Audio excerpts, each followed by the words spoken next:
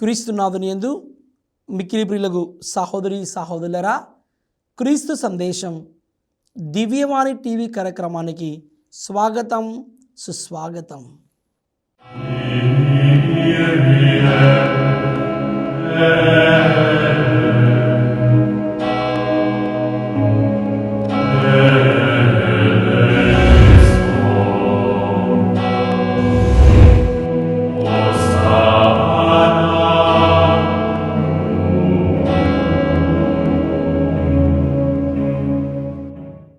లూకాసు వార్త 19వ అధ్యాయము 1వ వచనం నుండి 9వ వచనం వరకు.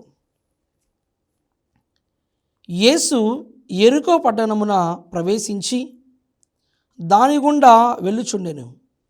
అక్కడ సుంకరులో ప్రముఖుడు జక్కయ్య అను పేరు గల ధనికుడు ఉండెను. అతడు యేసును చూడవలనని ప్రయత్నించెను, కానీ పొట్టివాడగుట చేతను జనసమూహము ఎక్కువగా ఉండుట చేతను చూడలేకపోయెను. కనుక అతడు ముందుకు పరుగు తీసి ఆ దారిన పోనున్న యేసును చూచుటకై ఒక మేడు చెట్టును ఎక్కెను. యేసు అతడుకు వచ్చినప్పుడు పైకి చూచి అతనితో, జక్కయ్య, త్వరగా దిగిరమ్ము, ఈరోజు నేను నీ ఇంటిలో నుండా తలంచితిని అని చెప్పెను. అతడు వెంటనే దిగివచ్చి ఆనందముతో ఆయనకు స్వాగతము పలికెను. ఇది చూచిన వారందరూ ఈయన పాపి యొద్దకు అతిథిగా వెళ్ళెను అని సనుగుకొనసాగిరి. జక్కయ్య నిలబడి యేసుతో, ప్రభూ, నేను నా ఆస్తిలో సగం పేదలకు దానము చేయుదును. నేను ఎవనికైనాను అన్యాయము చేసినచో 4 రెట్లు అతనికి ఇచ్చి వేయుదును అని చెప్పాను.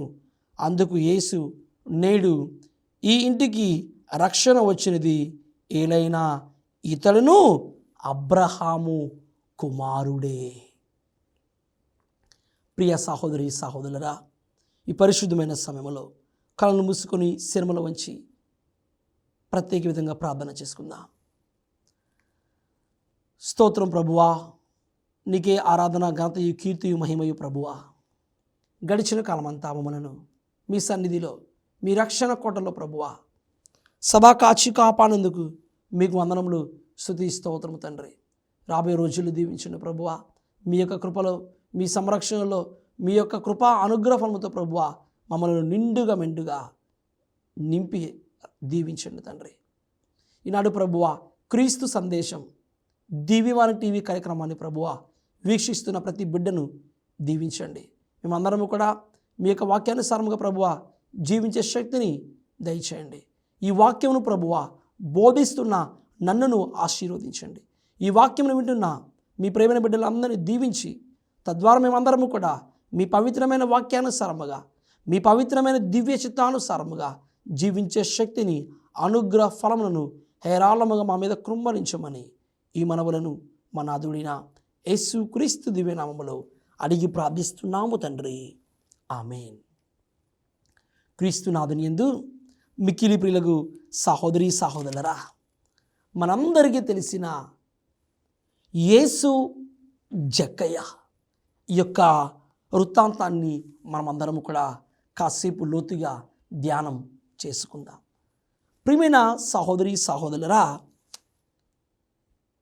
జక్కయ్య తన జీవితంలో యేసును చూడాలని పరితపిస్తూ ఉన్నాడు. ఈ యొక్క వృత్తాంతము మనందరికీ తెలుసు. ప్రభుని చూడడానికి ఆశపడుచున్నావా?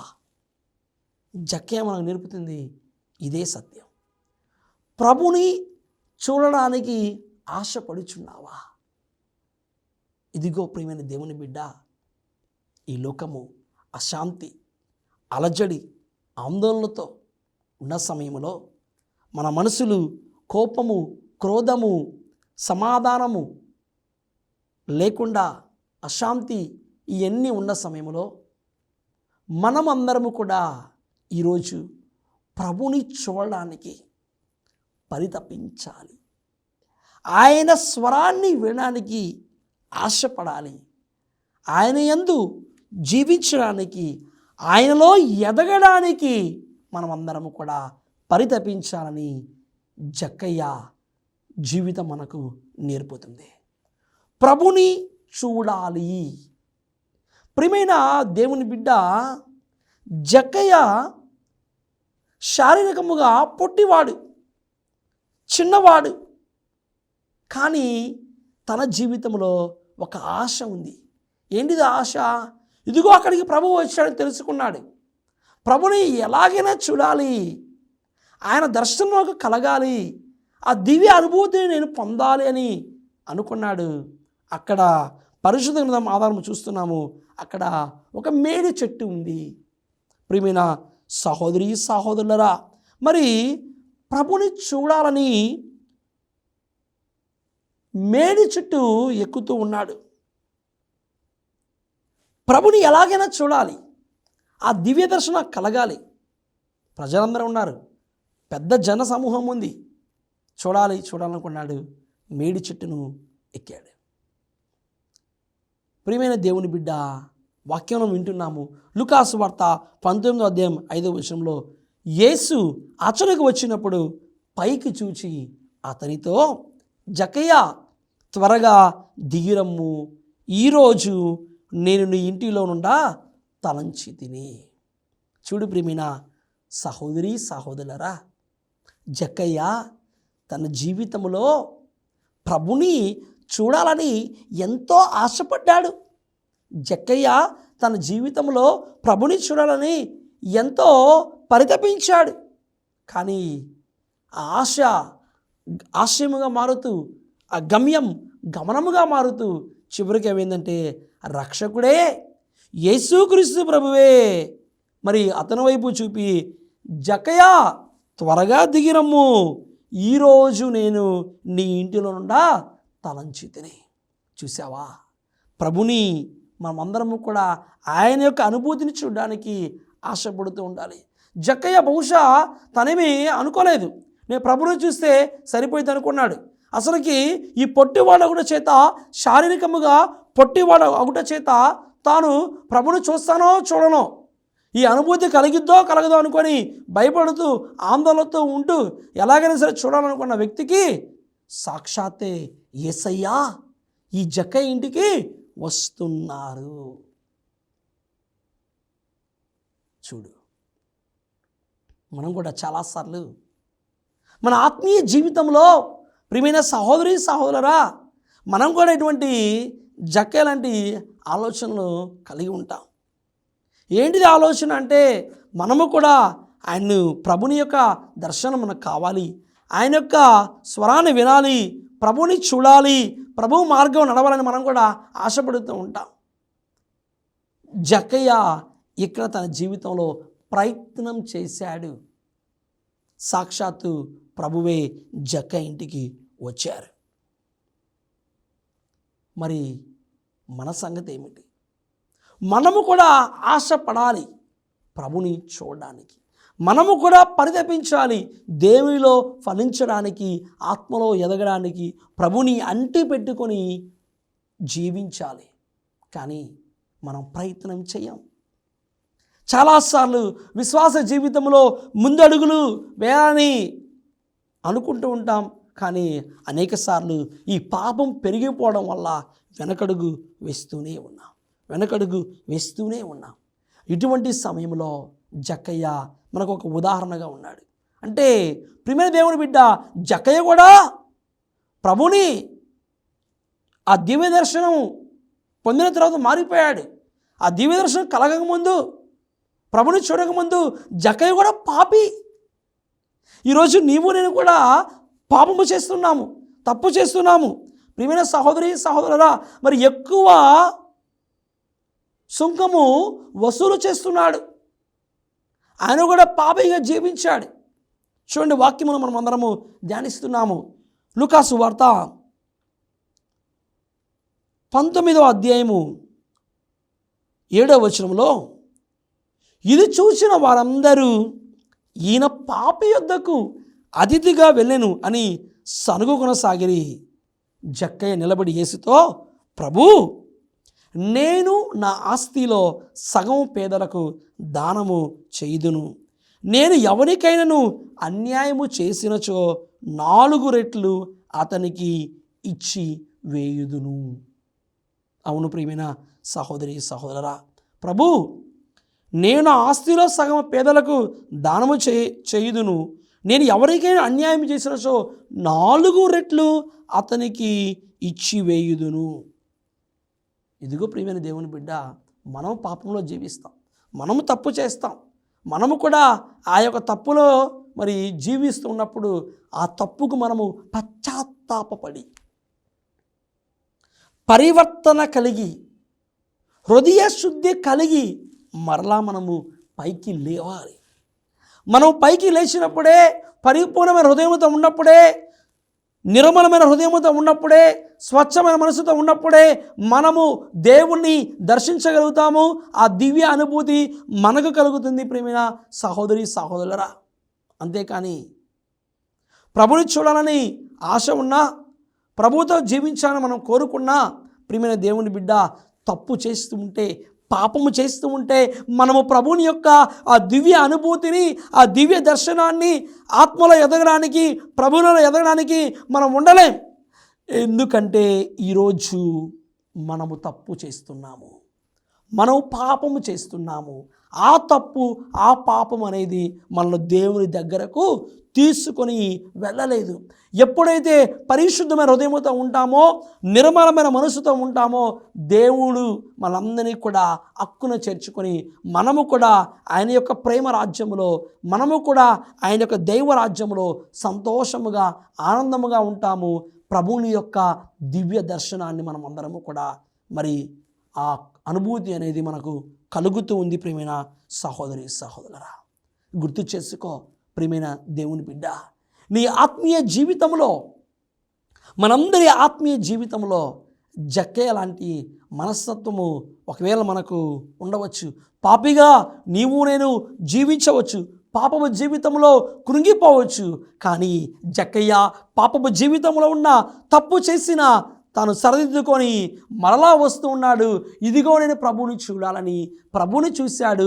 సాక్షాత్తు యేసు ప్రభువే మరి జక్కయ్యని చూసి మరి త్వరగా దిగిరమ్మని చెప్పాడు. ప్రభువు జక్కయ్య ఇంటికి వచ్చారు. క్రీస్తు సందేశం కార్యక్రమంలో ఇప్పుడు ఒక చిన్న విరామం తీసుకుందాం.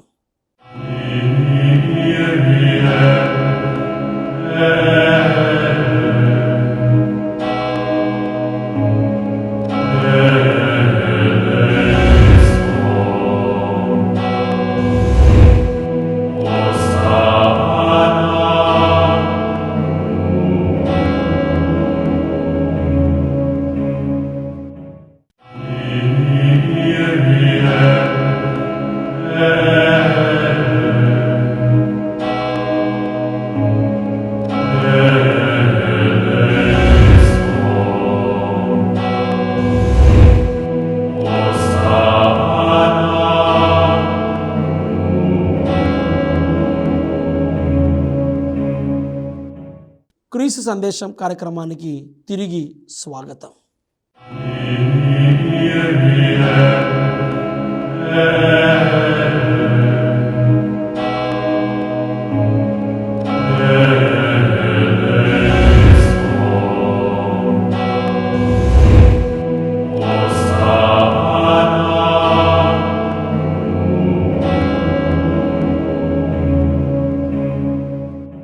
ప్రియమైన దేవుని బిడ్డ, మరి ఈ జక్కయ్య జీవితం ద్వారా మనము తెలుసుకోవాల్సిన ఇంకొక విషయం, నూతనమైన మనస్సును మనం అందరము కూడా కలిగి జీవించాలి.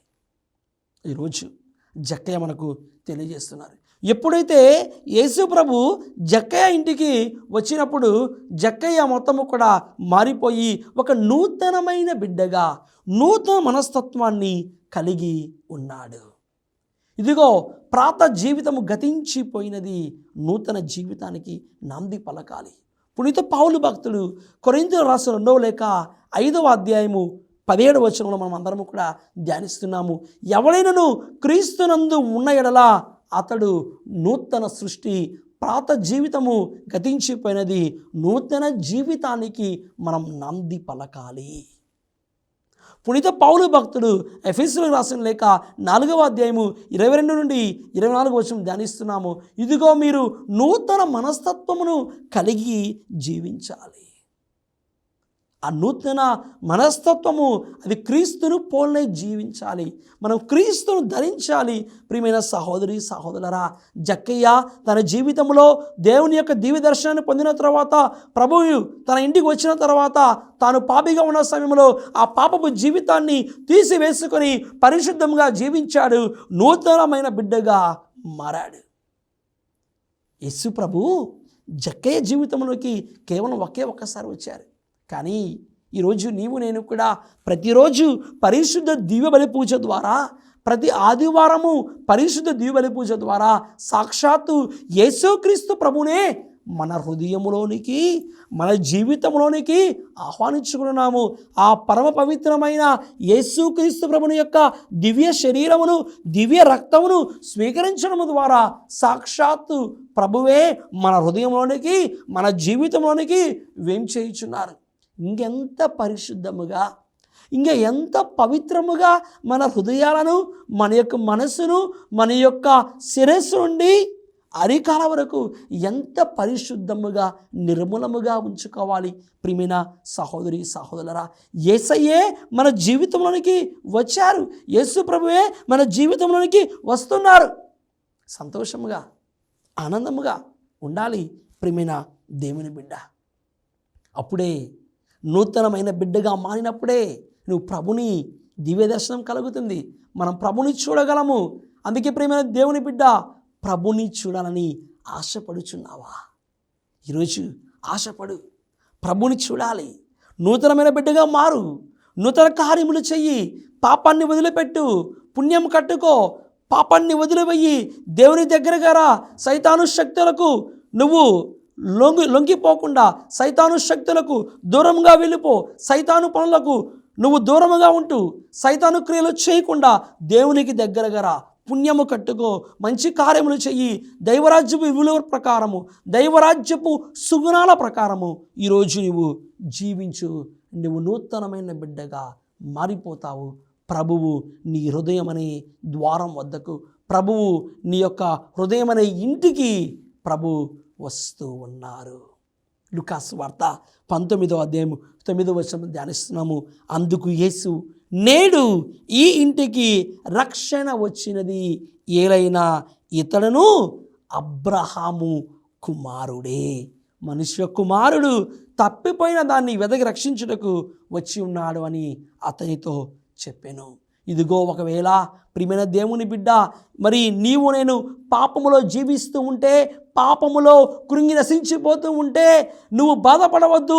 ఇదిగో ప్రియమైన దేవుని బిడ్డ, ఇదిగో దేవా నేను తప్పు చేశాను, ఇదిగో దేవా నేను పాపిని, నీ యొక్క దయగల చూపును, నీ కారుణ్యమును, నీ ప్రేమను నా మీద కృమ్మరించి ఈ పాపి హృదయాన్ని పరిశుద్ధముగా మార్చు దేవా అని ప్రార్థన చెయ్యి.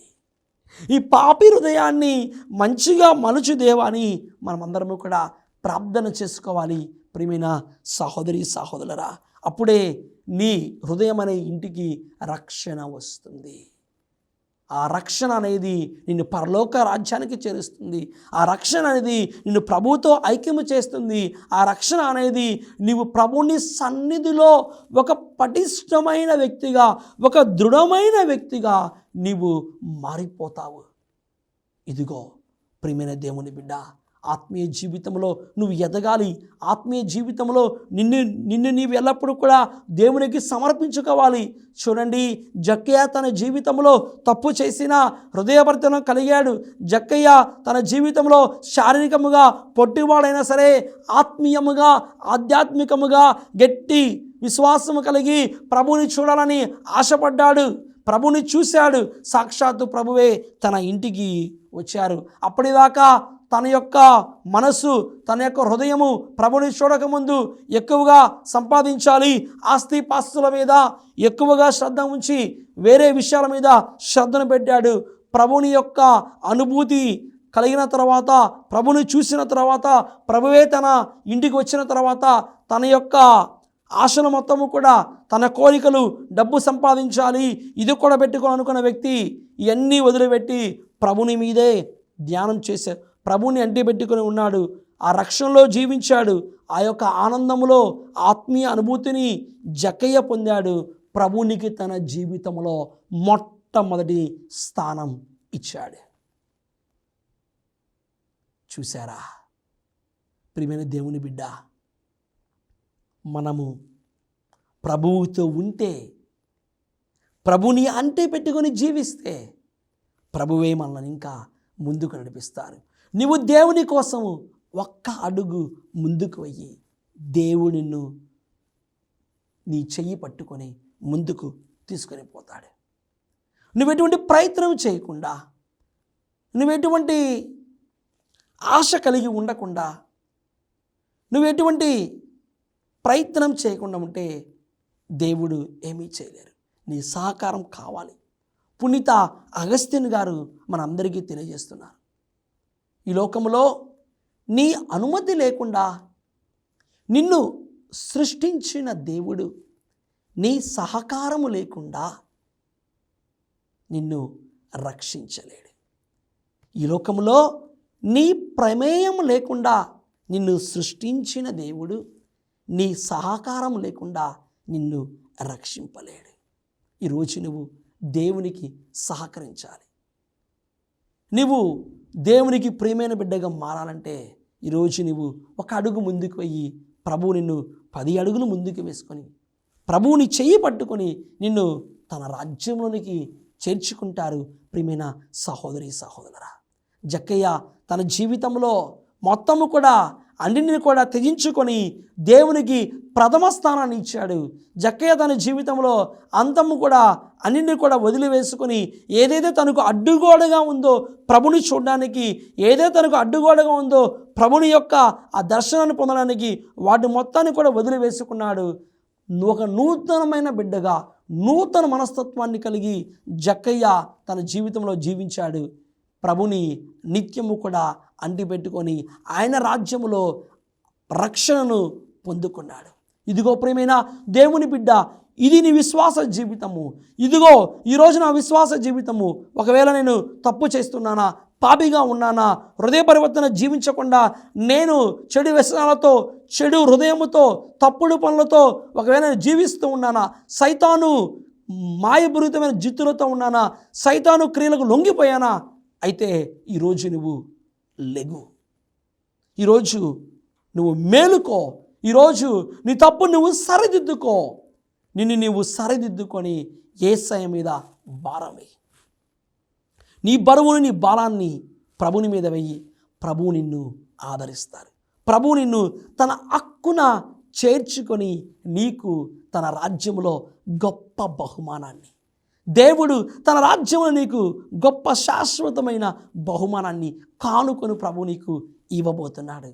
ప్రియమైన సహోదరి సహోదరులారా, ఇదిగో మనుషులు ఒకవేళ నిన్ను మోసం చేసినా, మనుషులు ఒకవేళ నీ గురించి తప్పుగా మాట్లాడినా, మనుషులు ఒకవేళ నిన్ను చిన్న చూపు చూసినా, లేకపోతే మనుషులు నిన్ను అపార్థం చేసుకున్నా, నీ విశ్వాసాన్ని వదిలిపెట్టకుండా నీ విశ్వాస జీవితంలో ప్రభుని చూడాలి. ఆయన కోసం నేను జీవిస్తున్నాను, ఆయనలో ఎదగాలి, ఆయన్ని అంటిపెట్టుకుని జీవించాలని ముందుకు కొనసాగు. ఖచ్చితంగా ఆనాడు ఏ విధంగా అయితే యేసయ్య జక్కయ్యకి ఇచ్చిన రక్షణ అనుభూతిని ప్రభు ఈరోజు నీకు కూడా, నీ జీవితంలో, నీ కుటుంబానికి, నీ బిడ్డలకు కూడా ఆ రక్షణ అనుభూతిని ప్రభు వసగుతున్నారు. ప్రియమైన సహోదరి సహోదరులారా, కావున మనం అందరము కూడా దేవునికి మన జీవితంలో ప్రథమ స్థానం ఇద్దాము, నూతనమైన బిడ్డగా మారుదాము, దేవుణ్ణి అంటిపెట్టుకొని జీవించుదాం. తద్వారా ప్రభు మిమ్మలను కుటుంబములను చల్లగా దీవించి కాచి కాపాడనుగాక. ఆమేన్. ప్రభు మీతో ఉండునుగాక, మీ ఆత్మతో ఉండునుగాక. సర్వశక్తి గల సర్వేశ్వరుడు పిత, పుత్ర, పవిత్ర ఆత్మ మేము ఆశీర్వదించి సదా కాచి కాపాడనుగాక. ఆమేన్.